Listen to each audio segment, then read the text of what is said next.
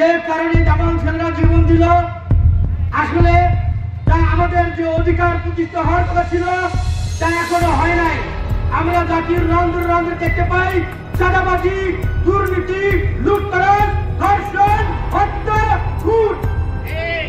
এ জাতি এ থেকে মুক্ত হতে চায়, এ জাতি এ থেকে মুক্তি চায়, আর মুক্তির একমাত্র সবার হচ্ছে আল কুরআন। যে জাতি কুরআন থেকে মুখ ফিরে নেয়, আল্লাহ তাদের জীবনকে সংকীর্ণ করে দেয়। প্রিয় উপস্থিতি, কুরআন এমন এক সংবিধান যার ছায়া তলে সকল ধর্ম মত নির্বিশেষে প্রত্যেকেই নিজ নিজ স্বাধীনতা ভোগ করে, প্রত্যেকেই যার যার অধিকার ভোগ করে। আমরা চাই পবিত্র কুরআন আগামীতে সংসদে যাবে, একদম মেম্বার থেকে শুরু করে জাতীয় সংসদ পর্যন্ত, পার্লামেন্ট পর্যন্ত প্রত্যেকেই আল কোরআনের ছায়া তলে এসে আল কোরআনকে বিজয় করবে এবং বাংলাদেশ আগামীতে কুরআন অনুযায়ী চলবে।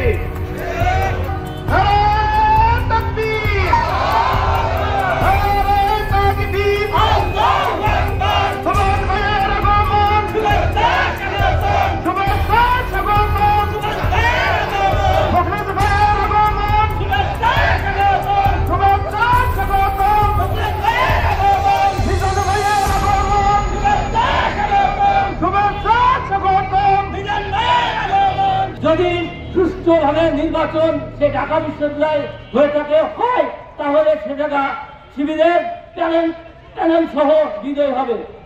বাংলাদেশ জামাত ইসলামী রাজৈর উপজেলা শাখার সাবেক আমির জনাব মাসুদুর রহমান ফরাজি।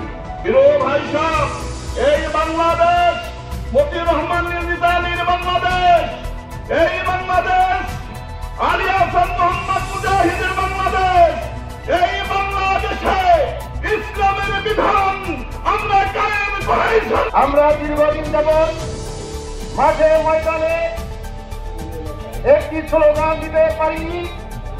আমরা সেই স্লোগান দিলেই আমাদেরকে বিভিন্ন প্রকার তকমা দিয়ে আমাদের ভাইদেরকে নির্যাতন করা হয়েছে। আমরা সেই স্লোগানটা একটু দিতে চাই, আপনারা রাজি আছেন সবাই?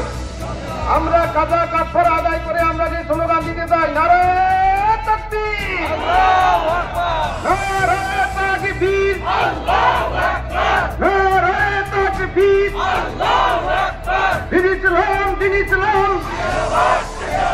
বাংলাদেশ জামাত ইসলামী জিন্দাবাদ, জিন্দাবাদ।